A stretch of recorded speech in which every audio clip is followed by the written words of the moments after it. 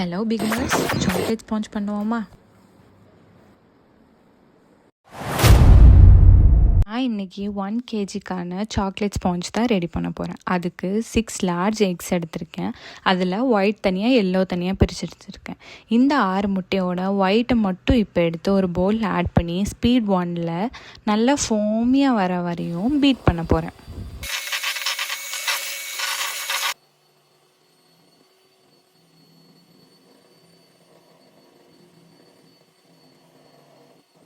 இப்போது எக்ஸ் நல்லா ஃபோமியாக வந்ததும் அதில் நான் 200 grams ஆஃப் பவுடர் சுகர் எடுத்து வச்சுருக்கேன்.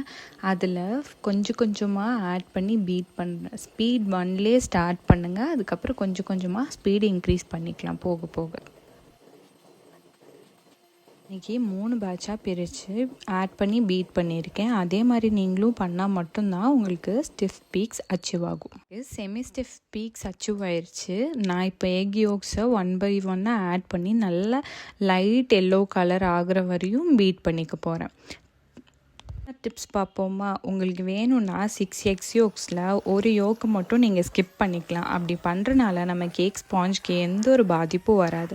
அதே மாதிரி கேக்கோட எக்ஸ்மெல்லையும் நம்மளால் கண்ட்ரோல் பண்ண முடியும். யோசிக்கலாம், அந்த எக்ஸ்மெல்லை கண்ட்ரோல் பண்ணுறதுக்கு தானே நம்ம வெனிலா எக்ஸ்ட்ராக்ட் ஒரு வெனிலா எசன்ஸ் யூஸ் பண்ணுறோம். என்ன தான் நம்ம வெனிலா எக்ஸ்ட்ராக்ட் ஒரு வெனிலா எசன்ஸ் யூஸ் பண்ணாலும் லைட்டாக அந்த எக்கோட ஃப்ளேவர் கேக்கில் இருந்துகிட்டே இருக்கும். அதனால தான் நிறைய பீப்புள் எக்லெஸ் கேக்கை ப்ரிஃபர் பண்ணுவாங்க. இப்படி பண்ணுறனால நம்மளோட கேக்ஸில் எந்த ஒரு ஓடரும் வராது. என்னோட இந்த ப்ரோ பேக்கிங் டிப்ஸ் உங்களுக்கு பிடிச்சிருந்துச்சுன்னா என்னோட இந்த பேஜை சப்ஸ்கிரைப் பண்ணிக்கிட்டு பெல் ஐக்கனையும் கிளிக் பண்ணிக்கோங்க. நான் போடுற அப்கமிங் வீடியோஸ் எல்லாம் அப்போ தான் உங்களுக்கு வரும்.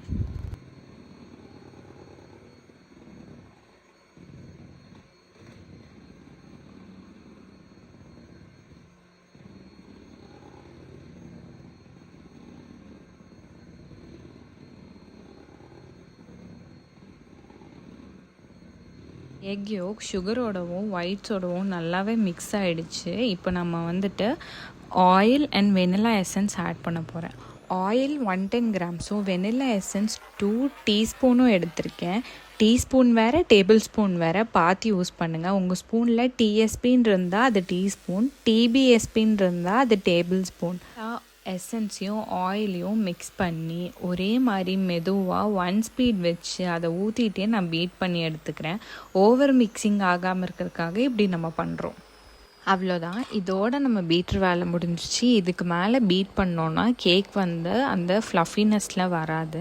இதுக்கப்புறம் நம்ம ட்ரை இன்க்ரீடியன்ட்ஸ் ஆட் பண்ண போகிறோம். இன்றைக்கி ட்ரை இன்க்ரீடியன்ட்ஸ்க்காக நான் maida 125 grams, cocoa powder 25 grams, baking powder 1 TSP, அதாவது டீஸ்பூன், இது எல்லாத்தையும் எடுத்து 2 தடவை நல்லா சளிச்சு இங்கே எடுத்து வச்சுருக்கேன். வச்சுருக்க இந்த மிக்சரை 3 பேட்சஸாக நம்ம எப்படி சுகர் போட்டு பீட் பண்ணோமோ அதே மாதிரி இங்கே பீட் பண்ணாமல் 3 பேட்சஸாக ஆட் பண்ணி கட் அண்ட் ஃபோல்ட் மெத்தடில் நம்ம ப்ராசஸ் பண்ண போகிறோம். இது ஏன் cut and fold method? Whisk வச்சு கூட நம்ம இது பண்ணலாமே அப்படின்னு சொல்லி நீங்கள் யோசிக்கலாம். ஆஸ் அ பிகினராக விஸ்கை எடுத்தோடனே உங்களுக்கு ஹேண்டில் பண்ண தெரியாது. கேக்கோட ஃப்ளஃபினஸ் குறைஞ்சிரும் விஸ்க் வச்சு நம்ம பீட் பண்ணும்போது. அதே நம்ம கட் அண்ட் ஃபோல்ட் மெத்தடில் ஸ்பேச்சுலா யூஸ் பண்ணி மிக்ஸ் பண்ணும்போது நம்ம ரொம்பவும் அழுத்தம் கொடுக்காம மெதுவாக மிக்ஸ் ஆகும். அதே மாதிரி அடியிலிருந்தும் நம்ம கரெக்டாக மிக்ஸ் பண்ணுவோம். அதனால தான் நம்ம இந்த கட் அண்ட் ஃபோல்ட் மெத்தடை ஆஸ் அ பிகினராக யூஸ் பண்ண சொல்லி ப்ரிஃபர் பண்ணுறோம். அதான் நம்ம cut and fold method use பண்ணாலுமே ஓவர் மிக்ஸ் பண்ணாலும் கேக்கோட ஃப்ளஃபினஸ் குறைஞ்சிரும். ஓவர் மிக்ஸ் பண்ணாமல் இருக்கிறதுக்கு ஜென்டலாக நம்ம அந்த கேக்கோட பேட்டரை மிக்ஸ் பண்ணணும். மிக்ஸ் பண்ணி முடிச்சதுக்கப்புறம் இந்த பேட்டரை 7 to 8 inch டின்னில் நீங்கள் ட்ரான்ஸ்ஃபர் பண்ணிக்கலாம். ஆலான கேக் வேணும்னா 7 inch டின்னையும், இல்லை பெரிய ரவுண்ட் வேணும்னா 8 inch டின்னையும் நீங்கள் மாற்றி உங்களுக்கு ஏற்றபடி யூஸ் பண்ணிக்கலாம். ஓவன் ஒரு ஓடிஜியை 180 degree செல்சியஸில் பேக் மூடில் ஒரு 10 minutes ப்ரீ ஹீட் பண்ணிக்கோங்க. ப்ரீ ஹீட் பண்ணி முடிச்சதுக்கப்புறம் 180 degree செல்சியஸில் 30 to 35 minutes பேக் பண்ணி எடுத்திங்கன்னா சூப்பரான ஸ்பாஞ்ச் கேக் ரெடியாக இருக்கும்.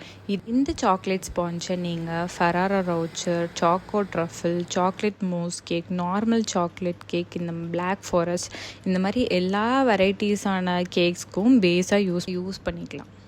மாதிரி பிகினர்ஸ் ஃப்ரெண்ட்லியான பேக்கிங்கை கற்றுக்கணும்னு நினச்சிங்கன்னா என்னோட இந்த பேஜை சப்ஸ்கிரைப் பண்ணிக்கோங்க.